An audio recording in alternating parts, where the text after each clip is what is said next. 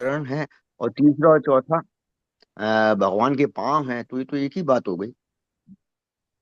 चरण मतलब तलवे, पैर के तलवे। अच्छा माता जी, हरे कृष्ण। यस, निकुंजेश्वरी वृंदा देवी दासी माता जी, आप कुछ कहना चाहती हैं? हरे कृष्णा हरे माता जी। कृष्ण माता जी। हाँ, हरे कृष्णा माता जी, सभी को दंडवत प्रणाम। माता हाँ जी, जी। मैं ये जानना चाहती थी, जैसे आपने कहा कि जैसे अभी आज से जो है पितृपक्ष लग रहा है, तो हमें अपने पूर्वजों के लिए एक्स्ट्रा चैंटिंग करनी चाहिए। तो जैसे हम जी, अगर किसी दूसरे के लिए एक्स्ट्रा चैंटिंग करते हैं, तो क्या वो अपनी जो साधना चार्ट हम भरते हैं तो उसमें उसको काउंट करेंगे कि नहीं? देखिए आपके ऊपर है। वैसे एक्स्ट्रा राउंड्स मतलब एक्स्ट्रा ही है ये। आपने मतलब दान कर दिया, तो जो चीज आपने दान हाँ। कर दिया तो वो तो आपकी रही ही नहीं, जी जी जी जी जी। है ना? तो फिर उसको आप हाँ। कैसे काउंट करेंगे? हाँ, काउंटिंग में नहीं ले सकते। हाँ, हाँ। यही मैं जानना चाह रही हाँ, क्योंकि ये दान हो गया ना माता जी। तो जो दान कर दिया तो उस पे तो हमारा अधिकार ही नहीं रह गया। हरे कृष्णा। ठीक है माता जी। हरि बोल। मेरी आवाज नहीं आ रही क्या? हाँ माता जी, आवाज नहीं आ रही थी। नहीं, वो माता जी की आ रही थी वो। हाँ, दूसरे माता जी को नहीं, उनको नहीं, उनकी आवाज नहीं आ रही हाँ, थी हो माता जी, सकता है मुझे आपकी ही तो आ नहीं रही आ थी। रहा। भी आ रही है, स्क्रीन शेयर भी हो माता रहा जी क्लियर है? हाँ जी, है। जी निकुंजेश्वरी जी मुझे माता। समझ में आ गया कि मुझे उसको अपनी साधना चार्ट में हाँ। अपनी काउंटिंग में नहीं रखना है उसको। यस माता जी, हाँ। जी माता जी, ठीक है, थैंक यू माता। ये तो मतलब हम out of love for our ancestors, है ना, अपने जी जी। पूर्वजों के प्रति जो हमारा प्रेम है ना, हाँ जी उनकी उनकी गति अच्छी हो, है ना, तो ये जी। इसलिए हम करेंगे। हाँ जी माता जी, ठीक है माता जी। जो माता जी, भी एक चीज जितना और भी आप जानना कर था। पाए। हाँ हाँ, जी माता जी, जी। एक चीज और जानना था, जैसे अश्विन मास में हम लोग दूध नहीं लेते हैं पूरे अश्विन मास में, तो क्या दूध हम्म। से बनी हुई कोई चीज नहीं ली जाती है? देखिए दूध को अगर आप दूसरे फॉर्म में कन्वर्ट कर दे, छेना बना ले, उसका पनीर बना ले, तो लिया जा नहीं, सकता जैसे दूध है। से डायरेक्ट खीर बन रहा है तो खीर नहीं ले सकते, मिठाई बन रही है डायरेक्ट तो नहीं ले सकते ये सब चीजें? जिसमें आपको, मेरे ख्याल से ऐसा होता है कि जिसमें आपको डायरेक्टली दूध दिख रहा है, जैसे खीर में दूध दिख रहा है, सिवैयों में दूध दिख रहा है, कॉफी चाय जो भी लोग लेते हैं तो दूध होता है उसमें। तो वो चीज नहीं, दूध को दूसरे फॉर्म में कन्वर्ट करके दही हाँ ले लिया, छाछ ले लिया, छेना ले लिया, पनीर ले लिया, वो कर सकते हैं। माता जी, जी जैसे मैम। श्राद्धों में खीर बनानी जरूरी होती पितरों के लिए, फिर वो कैसे होगा? तो वो तो आपने दान करना है ना, आप मत हाँ हाँ। पाइए। अच्छा, खुद ना खाएं? हम्म। मतलब पंडितों को तो खिलानी पड़ेगी ना, तो खुद ना खाएं मतलब ये? हाँ, उसका भी एक ऑल्टरनेट है माता जी, क्या? जैसे वो मीठे चावल बनते हैं ना, अ, जर्दा टाइप का बनता है। पता नहीं, हमारे इधर तो उसे जर्दा कहते हैं, मीठे चावल, उसमें मेवे वगैरह डाल हाँ के हाँ हाँ बनाते हैं, हाँ हाँ वो हाँ। भी दे देते हैं। हाँ। अच्छा अच्छा, और हाँ। ठीक है माता जी, समझ और गए। हाँ हाँ हाँ। हाँ, नहीं तो मतलब जैसे कई बार होता है कि कई लोग को वो देना होता है, कई पितरों को खीर बहुत पसंद भी होती है कई लोगों को, तो उनके निमित्त जब हम पंडितों को भोजन कराते हैं तो हम वो चीजें खिलाते हैं जो उनको पसंद है। तो जी, ठीक है माता जी, आप उनको वो दे सकते हो प्रसाद। ये 15-16 दिन ये कर सकते हैं, बाकी तो ठीक है। हाँ हाँ हाँ। जी बिल्कुल। ठीक है माता जी। हरे कृष्ण माता जी, सभी को दंडवत प्रणाम। जी माता। माता जी, हरे थोड़ा कृष्णा। सा उसमें ना कस्टर्ड डाल दीजिए ना, तो वो कस्टर्ड बन जाएगा, तब खीर नहीं रहेगा।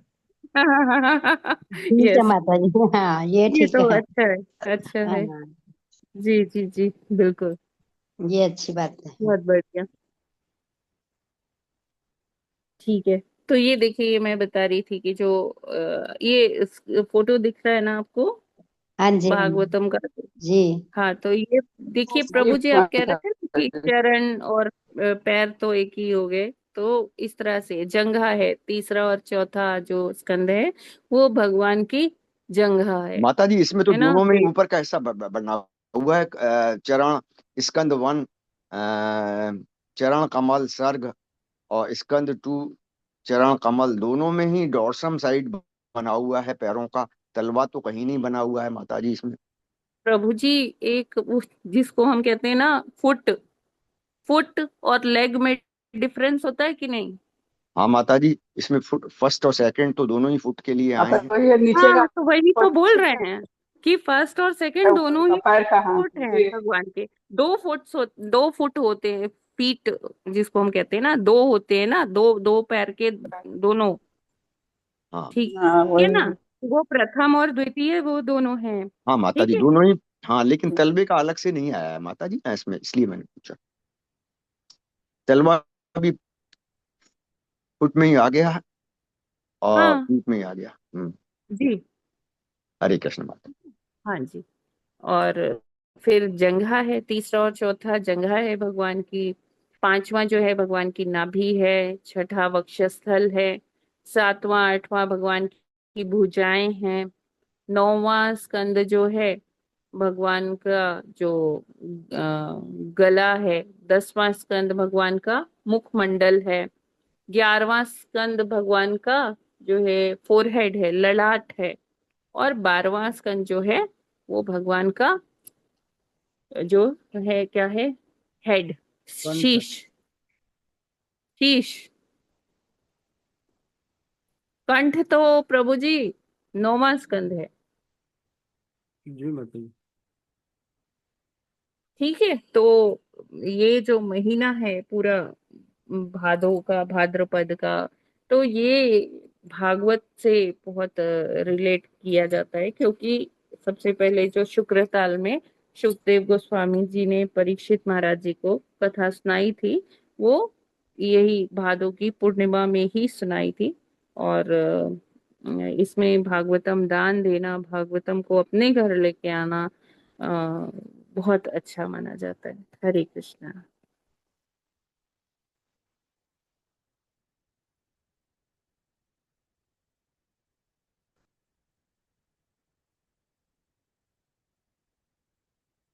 अब हम आते हैं भागवतम पर।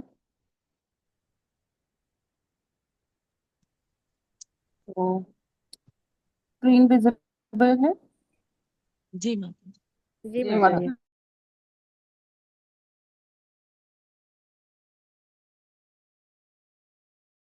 जी। तो प्रभु जी के साथ 26वें श्लोक, जैसे प्रभु जी ने हमको बताया कि कैसे सरलता सहजता अपने अंदर लाए, है ना, वो सबसे अच्छा गुण है जो हमें भगवत प्राप्ति करवाता है। तो उसी क्रम में आज आगे बढ़ते हैं। 27वां श्लोक। ये आज कौन सी लक्ष्मण थीम जी का का। टर्न है? लक्ष्मण का है जी माता। Right. आज प्रभु भारत है जी। माता जी, कल लक्ष्मण था। नहीं नहीं नहीं, कल, कल जी हमने कल पढ़ा पढ़े हाँ थे आप माता लोग। जी। कल आप लोग कल पढ़े हमने थे, पढ़ा आज था, हम। आज माता जी लक्ष्मण हमको की तीन का है। ठीक जी है जी जी। प्रभु जी, स्टार्ट कीजिए। हरे कृष्ण। अथ माम सर्वभूतेषु भूतात्मानं कृतालयम् अहर्येत्ता नमानाभ्याम् मैत्रेया भिन्नेन चक्षुषा। हरे कृष्ण। हरे कृष्णा। अथ माम सर्वभूतेषु भूतात्मनं प्रीतालयम् अर्हय एतान मानाभ्यां मैत्र्याधीनेन चक्षुषा। हरे कृष्णा। हरे कृष्णा। अथमा सर्वभूतेषु भूतात्मान कृतालय अर्ययेत्यात्मनाभ्यां मैत्र्याभिन्नेन चक्षुषा। हरे कृष्णा। हरे कृष्ण। अथ माम सर्वभूतेषु भूतात्मानं कृतालयम् अर्हयेद्दानमानाभ्यां मैत्र्याभिन्नेन चक्षुषा। हरे कृष्ण माता जी, सभी को दंडवत प्रणाम। हरे कृष्णा।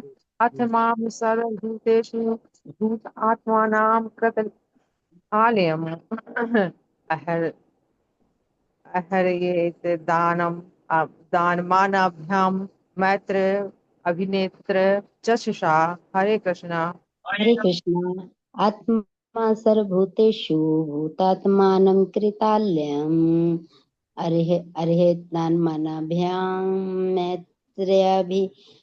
मैत्रेयभित्रेण चक्षुषा। हरे कृष्णा, सभी को सादर प्रणाम। हरे कृष्णा माता जी, सभी को दंडवत प्रणाम। अथ मा सर्वभूतेषु भूतमानं कृतालयम् अर्घ्य एतान्यम्यान्भ्य मैत्राभिनिज्ञ चक्षु नेत्र चक्षुचा। हरे कृष्ण माता जी, सभी दंडवत। हरे हरे कृष्णा। कृष्ण। आत्मा सर्वभूतेषु भूत आत्मान कृतालयम् अहरेत दानमानभ्याम् मैत्र्या अभित्वेन चक्षुषा। हरे कृष्णा सभी को दंडवत। हरे हरे कृष्णा। कृष्ण। अथ मां सर्वभूतेषु भूतात्मानं कृतालयम् अर्हदे ये दानमानभ्यां मैत्राभिन्नेन चक्षुषा। हरे कृष्णा, सभी भक्तों को दंडवत प्रणाम। माता जी दंडवत प्रणाम। हरे कृष्णा। अर्थमाम सर्वभूतेषु भूतात्मानां कृतालयाम् अर्हयेदामानाभ्यां मैत्राभीनेन चक्षुषा। हरे कृष्णा, सभी को दंडवत प्रणाम। हरे कृष्णा। अस्मा सर्वभूतेषु भूतात्मानं कृतालयम् अर्येत दानमानाभ्यं मैत्र्याभिनेन चक्षुषा। हरे कृष्णा। हरे कृष्णा। अथ मां सर्वभूतानि भूतेषु भूतात्मानं विकृतायम् अर्थयाज्ञानेन चक्षुषा। हरे कृष्णा। हरे हरे कृष्णा, सबको दंडवत प्रणाम। अथ मां सर्वभूतेषु भूतात्मानं कृतालयम् अहर्ये दानमानाभ्यां मैत्र्याभिन्नेन चक्षुषा। हरे कृष्ण। माता जी हरे मैं कृष्णा। पढ़ूं? हरे कृष्णा। अथ माम सर्वभूतेषु भूतात्मानं कृतालयम् आहर्येदानमानाभ्यां मैत्र्याभिनेत्रं चक्षुषा। हरे कृष्णा, दंडवत प्रणाम सभी को। हरे कृष्णा जी। आगे कौन पढ़ेंगे? माता जी, प्रभु जी, माता जी मैं पढ़ूं? पढ़ लीजिए माता जी। शब्दार्थ, अनुवाद और तात्पर्य श्री प्रभुपाद जी द्वारा। श्री प्रभुपाद जी की जय। शब्दार्थ, अतः माम मुझको, सर्वभूतेषु समस्त प्राणियों में, भूतात्मनम सभी जीवों में, आत्म स्व कृत आलयम निवास करते हुए, अर्हेत पूजा करनी चाहिए, दान मानाभ्याम दान तथा आदर से, मैत्रेय मित्रता से, अभि अभित्रेण समान, चक्षुषा देखने से। अनुवाद, अतः दान तथा सत्कार के साथ मैत्रीपूर्ण आचरण से तथा सबों पर एक सी दृष्टि रखते हुए मनुष्य को मेरी पूजा करनी चाहिए, क्योंकि मैं सभी प्राणियों में उनके आत्मा के रूप में निवास करता हूँ। तात्पर्य, लोगों की ये भ्रांति नहीं होनी चाहिए कि चूंकि परमात्मा हर प्राणी के हृदय में वास करता है, इसलिए व्यष्टि आत्मा उसके तुल्य है। परमात्मा तथा आत्मा की समानता निर्विशेषवादियों के मन की उपज है। यहाँ स्पष्ट उल्लेख है कि आत्मा को भगवान के संबंध में ही मान्यता देनी चाहिए।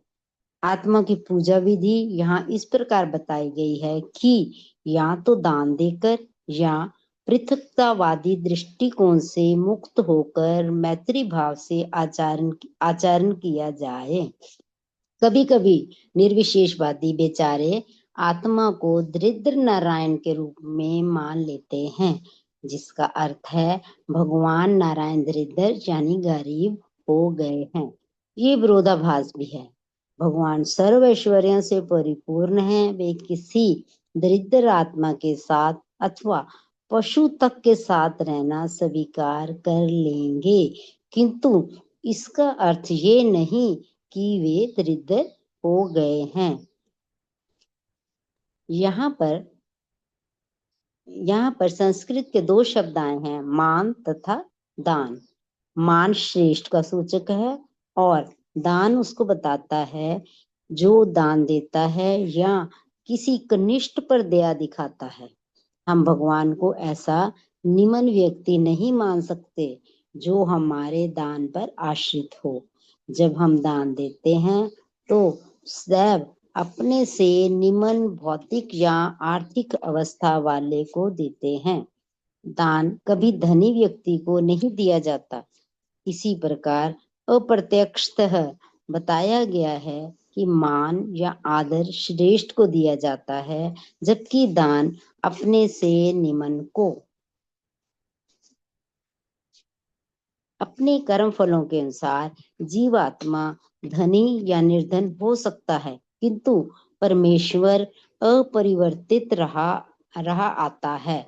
वह तो सदैव 6 ऐश्वर्यों से संपन्न रहता है। जीवों के प्रति समभाव रखने का अर्थ ये नहीं है कि उस जीव के साथ भगवान जैसा व्यवहार बरता जाए। दया तथा मैत्री का अर्थ ये नहीं है कि किसी को झूठे ही परमेश्वर के उच्च पद तक उठा दिया जाए, किंतु साथ ही में हमें इस भ्रम में भी नहीं पड़ना चाहिए कि शुक्र जैसे पशु के हृदय में स्थित परमात्मा तथा एक विद्वान ब्राह्मण के हृदय में स्थित परमात्मा भिन्न भिन्न हैं। सभी जीवों में स्थित परमात्मा एक ही परमेश्वर हैं। अपनी सर्वशक्तिमता से भगवान कहीं भी रह सकते हैं और कहीं भी वैकुंठ लोक जैसी परिस्थिति उत्पन्न कर सकते हैं। यही उनकी अचिंत्य शक्ति है। अतः जब नारायण एक शुक्र के हृदय में वास करता है तो वह शुक्र नारायण नहीं बन जाता। वह शुक्र की देह से अप्रभावित रहकर सदैव नारायण बने रहते हैं। हरे कृष्ण माता जी, सभी को सादर प्रणाम। माता जी दंडवत प्रणाम।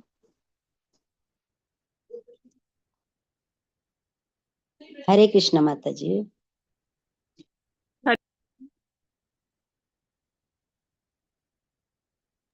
हरे कृष्णा माता जी। धन्यवाद इंदी शर्मा माता जी। तो यहाँ पर बता रहे हैं कि कपिल देव जी कि कैसे मैत्रीपूर्ण जो स्वभाव होता है ना, उसको उसका पालन करते हुए जो सबको समभाव में देखता है, सम दृष्टि से देखता है, तो ऐसे आचरण से ही कहते हैं मेरी पूजा करनी चाहिए, क्योंकि मैं सभी प्राणियों में उनके आत्मा के रूप में निवास करता हूँ। तो आत्मा क्या है? आत्मा तो भगवान का ही अंश है। तो इसीलिए कह रहे हैं कि वो आत्मा के तरह से मैं उनमें निवास करता हूँ, मतलब परमात्मा के तरह से उनमें निवास करता हूँ। आत्मा सब, देखिए आत्मा क्या है? सबकी व्यष्टि आत्मा है, भिन्न भिन्न है और सबके साथ परमात्मा होते हैं। तो लेकिन जो निर्विशेषवादी क्या होते हैं, वो इसी आत्मा को ही परमात्मा मान लेते हैं। कहते हैं कि जब हम एक इस शरीर को छोड़ेंगे तो क्या हो जाएगा कि हम हमारा परमात्मा में मतलब हम एकाकार हो जाएंगे, है ना। भगवान को वो साकार नहीं मानते हैं, वो क्या मानते हैं? भगवान को प्रकाश मानते हैं, प्रकाश पुंज मानते हैं। कहते हैं कि फिर हम भी क्या है, उसी प्रकाश पुंज में हमारा भी विलय हो जाएगा, भगवान से हम मिल जाएंगे जाके। तो ये जो सोच है ये बहुत भ्रांति उत्पन्न करती है, भ्रांत विचार है। तो परमात्मा और आत्मा में समानता नहीं हो सकती, क्योंकि आत्मा जो है वो एक जो ऐसे व्यष्टि आत्मा है, जो जैसे हम लोग है जीवात्मा है, तो हम में जो भगवान का जो अंश है जो जिस कंपोनेंट से बने हुए हैं हम जी, जो हमारी संरचना है वो किस चीज की है? सच्चित आनंद। और यही यही तत्व हैं जिनसे भगवान का शरीर, भगवान की आत्मा, भगवान के शरीर और आत्मा में कोई भेद नहीं है ना। तो भगवान एक ही, मतलब उनका शरीर और आत्मा सब एक ही तत्व वो तीन तत्व का बना हुआ है, सच्चित और आनंद। और हमारा जो है, हम जो सच्चित आनंद है, बहुत वो सूक्ष्म, बहुत छोटा सा है है ना। गुणात्मक दृष्टि से देखेंगे तो सेम है, लेकिन संख्यात्मक दृष्टि से देखेंगे, मतलब उसको तो वो हमारा जो साइज है वो बहुत छोटा है। हमारा शरीर तो पंच तत्वों का बना हुआ है, तो शरीर हमारा अलग है, आत्मा, हम आत्मा स्वरूप हम अलग हैं। तो कभी भी हम परमात्मा बन नहीं सकते। ऐसा कभी नहीं हो सकता कि जीवात्मा अपना अस्तित्व छोड़कर क्या बन जाए, परमात्मा बन जाए। लेकिन ऐसे लोग अपने, जैसे निर्विशेषवादी है, मायावादी, अपने ऐसे ये लोग अपने दर्शन में बताते हैं। तो यहाँ पर प्रभुपाद जी कहते हैं कि हमें सबके अंदर ये समदृष्टि, समभाव देखने से क्या मतलब है, ये नहीं सोचना चाहिए कि हम सब भगवान जैसे हैं, भगवान की तरह ही है, भगवान में ही हम शामिल हो जाएंगे, हम आत्मा ही परमात्मा है। ये गलत है। प्रभुपाद जी कहते हैं उसका मतलब है कि समदृष्टि का, संभाव का, कि हमें हर मनुष्य में उस परमात्मा का दर्शन करना चाहिए जो सर्वश्रेष्ठ है, जो सबके अंदर एक से हैं। अब ऐसा नहीं है कि कोई विद्वान ब्राह्मण है और एक कोई सुकर है, सूकर मतलब सुअर, तो सूकर के अंदर जो परमात्मा है वो सूकर परमात्मा है, और जो विद्वान ब्राह्मण के अंदर परमात्मा है वो ब्राह्मण परमात्मा है। भगवान का ऐसे क्लासिफिकेशन, वर्गीकरण नहीं होता है। भगवान जो है परमात्मा स्वरूप सबके अंदर एक से है, चाहे वो सूकर के अंदर है, चाहे वो चींटी के अंदर है, चाहे वो हाथी के अंदर है, या वो मनुष्य के अंदर है। वो सबके अंदर एक से ही परमात्मा वास करते हैं, है ना। और क्षीरो दक्षाई विष्णु जो होते हैं वो उनका रेप्लिका, उनके कॉपीज बन जाते हैं, वो अपने विस्तार करते हैं हर जीव में, हर प्राणी में। वो उनके हृदय में वास करते हैं। तो उनको हमें अलग अलग नहीं समझना चाहिए कि जो सूकर के शरीर में जो परमात्मा है उनमें थोड़ा कम पावर है, और जो ब्राह्मण के अंदर परमात्मा है वो बहुत ज्यादा पावरफुल है, बहुत ज्यादा दिव्य है। ऐसा नहीं होता है। तो सभी प्राणी मात्र के अंदर जब कोई संभाव के स्तर पर पहुंच जाता है, समदर्शी हो जाता है, तो वो सबके अंदर, चाहे वो कोई भी प्राणी हो, पेड़ हो, पौधे हो, पशु हो, पक्षी हो, मनुष्य हो, सबके अंदर वो एक से परमात्मा का ही दर्शन करता है। तो हमें इस तरह से पृथकतावादी दृष्टिकोण से मुक्त होकर मैत्रीपूर्ण आचरण करना चाहिए, जिससे कि हम भगवान की सेवा और अच्छे से कर सकते हैं। क्योंकि जब हमारे अंदर क्लैरिटी होगी कि भगवान कौन है, हम अच्छे से समझ चुके हैं कि हाँ भगवान कौन है, परमात्मा कौन है, तो तभी हम उनको, जब जानेंगे ही नहीं तो उनकी पूजा कैसे अच्छे से करेंगे। तो उनको जानने के लिए हमें पहले इस स्तर पर जैसे हम नाम जप करते हैं, भगवान की कथाएं सुनते हैं, तो इसके माध्यम से हम ये जान पाते हैं कि भगवान कितने श्रेष्ठ हैं, भगवान कैसे हैं। तो जब हम ये जान लेते हैं तो और भी अच्छे तरह से भगवान की सेवा, भगवान की पूजा अर्चना हम कर पाते हैं। तो यहाँ फिर एक टर्म प्रभुपाद जी ने लिखी है, दरिद्र नारायण। आपने सुना होगा कि कई लोग कहते हैं नर सेवा ही नारायण सेवा है। तो नर सेवा, ठीक है, कोई बीमार है उसको दवाई दिला दिया, किसी की सर्जरी नहीं हो पा रही तो उसकी सर्जरी स्पॉन्सर करवा दी, है ना। उसके जैसे कई बार ये होता है कि जैसे कुछ लोग जैसे दिव्यांग होते हैं, तो उनके वो जो पैर होते हैं वो कृत्रिम अंग लगवाते हैं, तो उसको उसको लोग स्पॉन्सर कर देते हैं। कहते हैं कि इधर उधर मंदिर जाने से क्या फायदा है, आप जो है ऐसे लोगों की सेवा करिए, लोगों की सेवा ही नारायण सेवा है। देखिए, लोगों की सेवा करना बहुत अच्छी बात है, बहुत, उसमें कोई बुराई नहीं है। लेकिन ये कह देना कि मंदिर जाके क्या फायदा होगा, भगवान की सेवा करके क्या फायदा होगा, है ना, केवल नर सेवा ही करो तो उसी से ही भगवान खुश हो जाएंगे। नो डाउट, वो बहुत अच्छा है कि हम किसी रोगी को उसका इलाज करवा दें, किसी भूखे को अन्न पवा दें, है ना, प्रसाद पवा दें, किसी जो नीडी है उनको कोई उस तरीके का दान कर दे, तो वो अच्छी बात है। लेकिन भगवान की सेवा ना करके वो करना, ये सही नहीं है, क्योंकि भगवान ही तो हमें सब कुछ वो उपलब्ध करवा रहे हैं। तो हमने प्रथम और द्वितीय स्कंद में देखा कि भगवान की क्या महानता है, कैसे भगवान सब पूरी सृष्टि का संचालन करते हैं।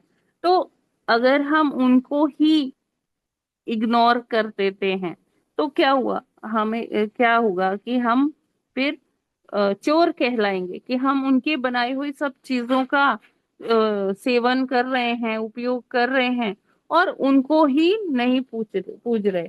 तो यहाँ पर एक टर्म प्रभुपाद जी लिखते हैं, दरिद्र नारायण। दरिद्र नारायण क्या है कि भगवान नारायण को उन्होंने क्या बना दिया, दरिद्र बना दिया। कैसे?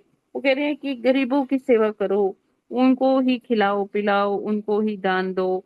मंदिर बना के क्या फायदा है, भगवान की सेवा करने से क्या फायदा है। तो भगवान कोई तुम्हारे उसके भूखे थोड़ी ना है। तो ये तो सही है, ठीक है, भगवान हमारे भोग के भूखे नहीं है, या हमारी पोशाकों के लिए वो नहीं आते, उनके पास सब कुछ है, सब कुछ है। लेकिन हम पर जो दया करने के लिए, कृपा करने के लिए भगवान हमें अपनी सेवा कराने का अवसर देते हैं। वो अच्छा विग्रह बन के आते हैं कि व्यक्ति जो है, जो मनुष्य है, जीवात्मा है, वो मेरी सेवा करेगा तो वो इस माया के बंधन से छूटेगा।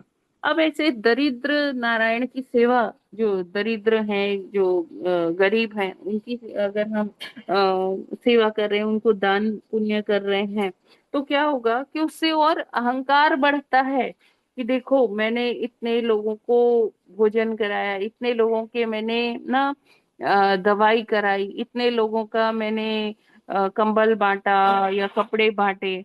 तो इससे क्या हुआ, अहंकार की बढ़ोतरी हो रही है और कुछ नहीं। और जितना भी अहंकार आएगा उतना हम इस भवसागर में और घुसते चले जाएंगे, भवसागर रूपी दलदल में। तो लेकिन जब हम भगवान की सेवा करते हैं, भगवान के को भोग अर्पण करते हैं, और वो जो प्रसाद रूपी हम किसी को जीवात्मा को देते हैं, कोई कपड़ा दिया या कोई भोजन दिया प्रसाद के फॉर्म में, तो फिर वो हमें हमें अहंकार डेवलप नहीं होता है। क्यों? क्योंकि वो तो भगवान का हो गया। हम तो बस निमित्त है कि हम अगर दे रहे हैं तो वो हम नहीं दे रहे, वो भगवान का प्रसाद है। तो उससे क्या होगा कि हमारे अहंकार नहीं आएगा, है ना, और ज्यादा विनम्रता आएगी, और ज्यादा भगवान जब हम भगवान का ये प्रसाद वितरण करेंगे, तो जो बांट रहा है और जो ले रहा है, दोनों ही जो है भगवान की कृपा के पात्र बन रहे हैं। तो जो मान है, दान है, वो क्या है कि मान जो है श्रेष्ठ का सूचक है, और दान उसको बताता है जो दान देता है या किसी कनिष्ठ पर दया दिखाता है। हम भगवान को ऐसा निम्न व्यक्ति नहीं मान सकते जो हमारे दान पर आश्रित हो। देखिए, भगवान हम पर आश्रित नहीं है किसी भी चीज के लिए ना, और ना वो कभी दरिद्र है, वो तो छह ऐश्वर्यों के स्वामी हैं, छह ऐश्वर्य उनके पास बहुतायत में है, तो इसीलिए वो भगवान कहे जाते हैं। तो वो उनको हमें दरिद्र कहने का कोई मतलब नहीं बनता, है ना। तो क्योंकि हम किसी को जो ऑलरेडी जो धनी है, हम उसको क्या दान देंगे। हाँ, अपनी कृतज्ञता जरूर व्यक्त कर सकते हैं कि हे भगवान, आप इतने महान है, आपने हमको सब कुछ दिया है, तो जो आपने हमको दिया है उसी में से हम आपको ये ऑफरिंग्स कर रहे हैं, तो आप इसे कृपया स्वीकार करें। तो वो प्रेमवश, जैसे एक पिताजी अपने बच्चों के लिए कुछ लेके आते हैं खाने का, कुछ मिठाई, कुछ जो भी फल है या कुछ भी, तो उसमें से अगर बच्चा कहता है कि पिताजी आप भी लीजिए ना, तो पिताजी को अच्छा लगता है कि हाँ, वो लेके आए हैं अपने बच्चों के लिए, नो डाउट किसके लिए लेके आए हैं, बच्चों के लिए लाए हैं। लेकिन अगर उसमें से एक बच्चा प्रेमवश अपने पिता को ऑफर करता है कि पापा आप भी खा लो, पिताजी आप भी खा लो, तो पिताजी को वो बहुत अच्छा लगता है। बच्चे के प्रति उनको और प्रेम और स्नेह बढ़ता है उनका कि ये मुझे प्रेम कर रहा है। तो उसी तरह से हमारा रिलेशनशिप भगवान के साथ है कि हम जब हमें जो भगवान ने इतना सब कुछ यहाँ पर उपलब्ध करवाया है, तो उसमें से जब हम कुछ भोग बनाकर भगवान को अपने हाथों से प्रेम से ऑफरिंग करते हैं, तो भगवान उसी से ही प्रसन्न हो जाते हैं।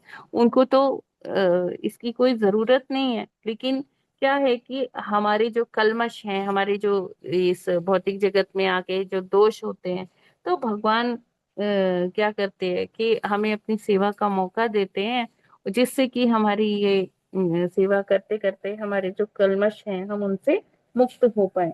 और साथ में हर चीज का जो दोष है, जो जब हम भगवान को अर्पण कर देते हैं ना, तो वो चीज, वो खाद्य वस्तु दोष मुक्त हो जाती है। भगवान उसमें से वो जो उसके दोष होते हैं वो हर लेते हैं।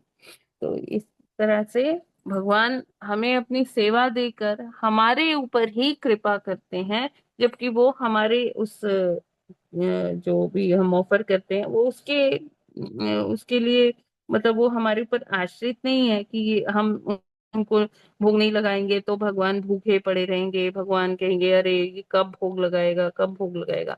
श्रीमती राधा रानी, गोपियां, मैया यशोदा, वो तो उनको उनके लिए अच्छे अच्छे भोग बनाती ही रहती हैं। हम तो उसके कोई मुकाबला कर ही नहीं सकते। तो इस तरह से हमें यहाँ पर समझना चाहिए कि जो जीवात्मा है वो धनी कैसे होता है या निर्धन कैसे होता है। वो अपने पूर्व के प्रारब्ध के कारण, पूर्व के कर्मों के कारण होता है।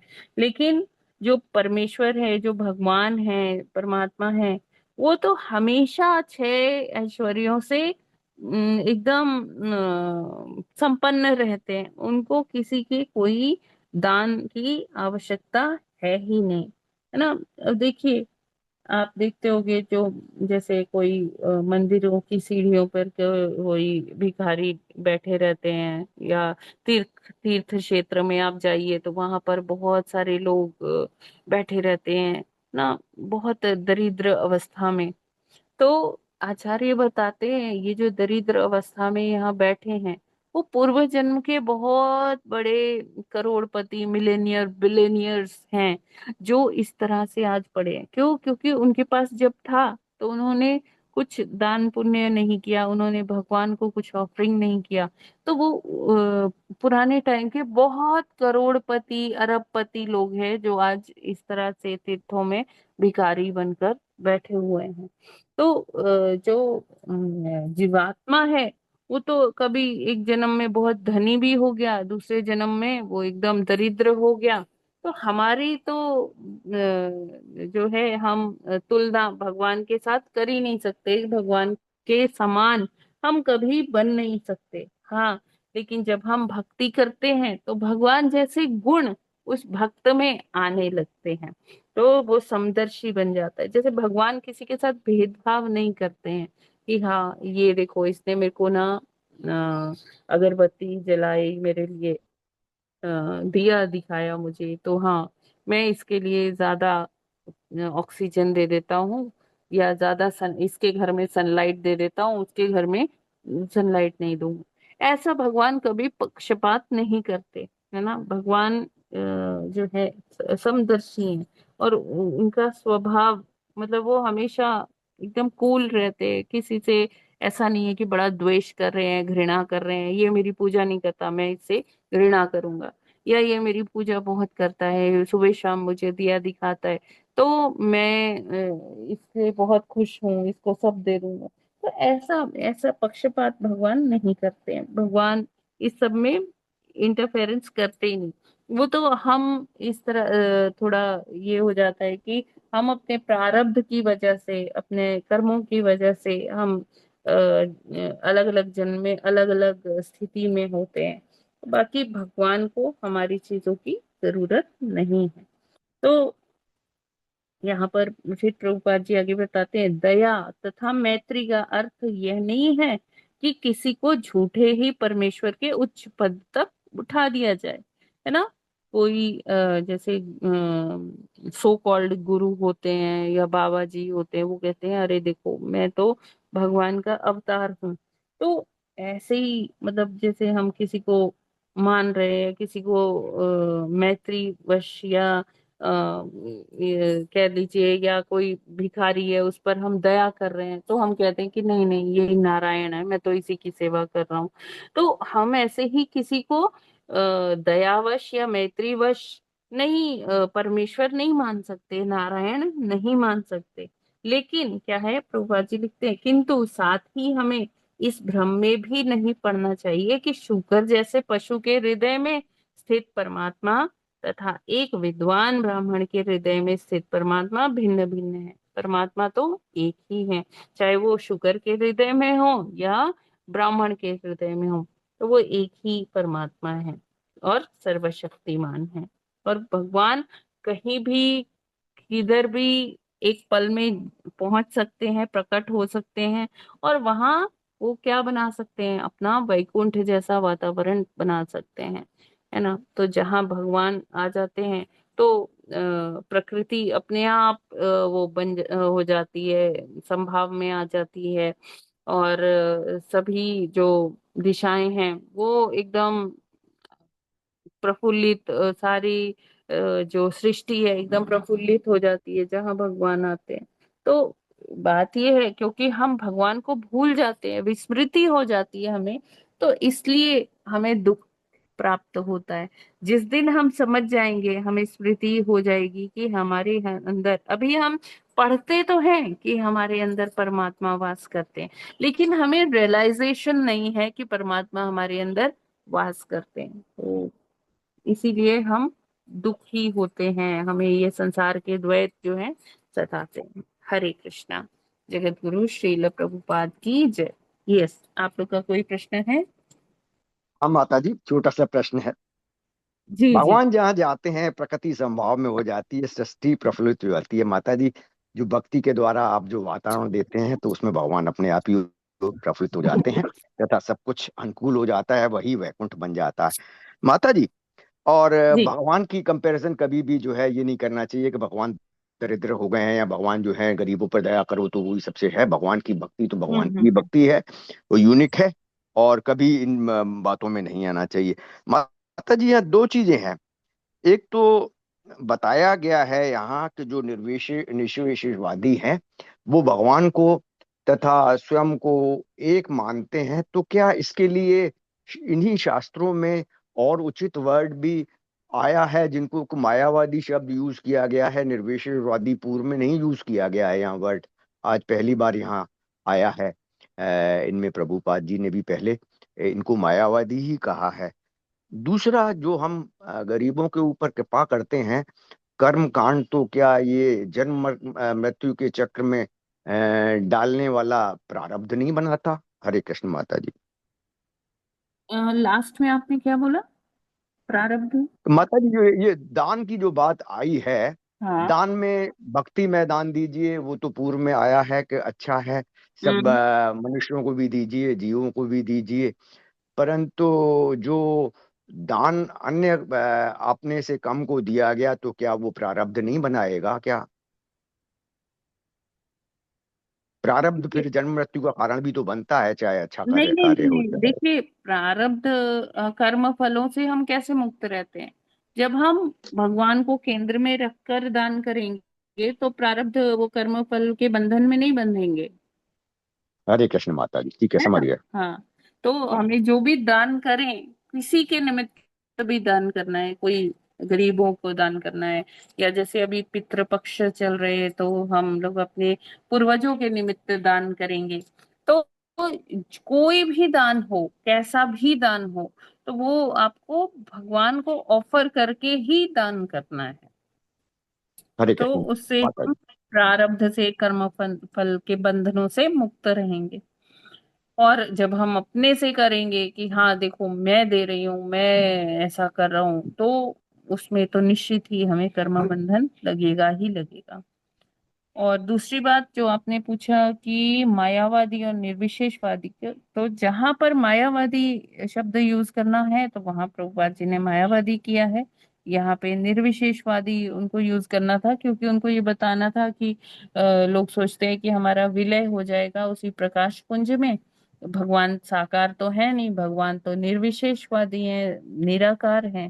तो इसलिए यहाँ पर प्रभुपाद जी ने लेकिन माता जी, निर्विशेषवादी। ऐसा महसूस होता है कि ऐसा शायद लगता है, जितनी पढ़ने में आया है, नॉलेज में, कि जो निर्विशेषवादी हैं वो निर्विशेष भगवान के जो है उसको, रूप को या उनकी कांति को तो मानते हैं, और वो हम्म। भगवान में विलय हो जाते हैं।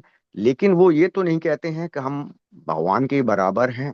मायावादी कहते हैं कि अब तुम भी देखिए, भगवान, जब हम आप भी। भगवान में ही सोच रहे हैं कि हम भगवान में ही विलय हो जाएगा हमारा, तो भगवान का ही तो हिस्सा बन गए ना। हाँ माता जी, एक है तरह ना? से इनडायरेक्ट वो दोनों ही बातें हाँ। हो गई। वही। भगवान को मानते भी हैं जी। निर्विशेष, और जी। विलय के वजह से बराबर भी बाद में हाँ। सोचते हैं कि तो वो वो जाएंगे। प्रकाश पुंज में सोचते हैं कि हाँ हमारा विलय हो जाए, हम हाँ वही माता जी। भगवान के ही हाँ, ये अंश हो मायावादियों जाए। का ही अंश उनमें भी है। हाँ ठीक है माता जी। हाँ। यस। मायावादियों का करेक्टर उनमें भी है। ठीक है माता जी। यस। हरे कृष्ण। और कोई प्रश्न किसी का? हरि बोल। हरे कृष्णा माता जी, दंडवत प्रणाम। जी माता जी बताइए। माता जी, वो मैं पूछ रही थी कि जैसे हमारे यहाँ जो ये यहाँ नहाए जाना का तिलांजलि देना, यहाँ जो मतलब पुरखों को देना है, तो कैसे करेंगे? वहां देंगे कि यहाँ देंगे, कैसे? कहाँ देंगे मतलब, मैं समझ नहीं पाई माता जी। जैसे माता जी जो खत्म हुए हैं, तो उनके यहाँ नहाने जाना पड़ेगा, तो वहां भी तिलांजलि देना पड़ता है। तो माता जी मैं ये नहीं बता सकती, मैं वो कोई ब्राह्मण नहीं हूँ, मैं कैसे बताऊं ये। जैसे आपके यहाँ होता होगा तो आप वैसे करिएगा। जो लगता है ठीक है ना, जैसे आपके यहाँ होता होगा आप ऐसे करिएगा माता जी। है ना? जी माता जी। जी। हरे कृष्णा माता जी। हरे कृष्णा माता जी। जी। और कोई प्रश्न किसी का? हरे कृष्णा माता जी, सादर प्रणाम। हरे कृष्णा।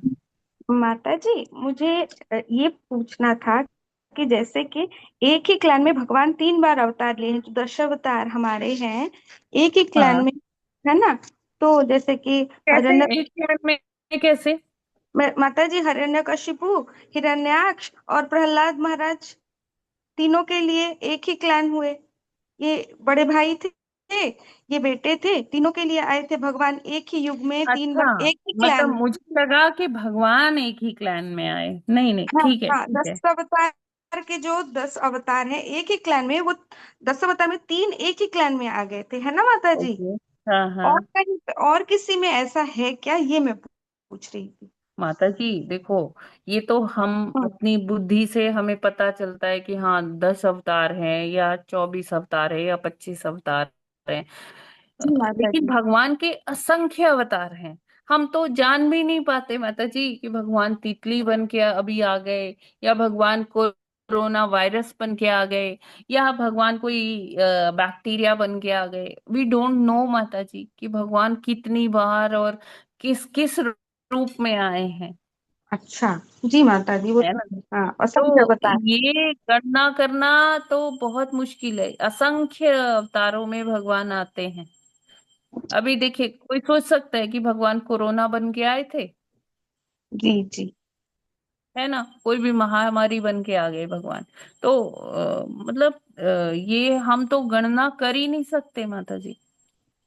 अच्छा ठीक है माता राइट। जी। जी अभी ये है कि जैसे दशावतार कहा गया, तो ये जो मेन मेन भगवान के अवतार हैं, है ना, तो वो उसको मतलब वो कर दिया गया, कंपाइल कर दिया गया। हम जानते हैं, हम कथाएं सुनते हैं, पढ़ते हैं, तो वो हमको याद रहते। लेकिन ऐसे असंख्य अवतार हैं कि भगवान किन किन रूपों में आए हैं तो हम जान भी नहीं पाते माता जी।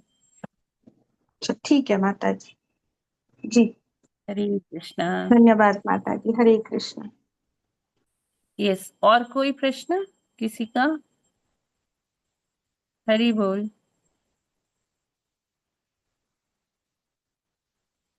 ठीक है, तो फिर हम लोग आज यहीं पर विराम करते हैं। आई होप आप लोग को ये क्लियर हुआ होगा। तो यहीं जी पर माता हम विराम। जी। जी।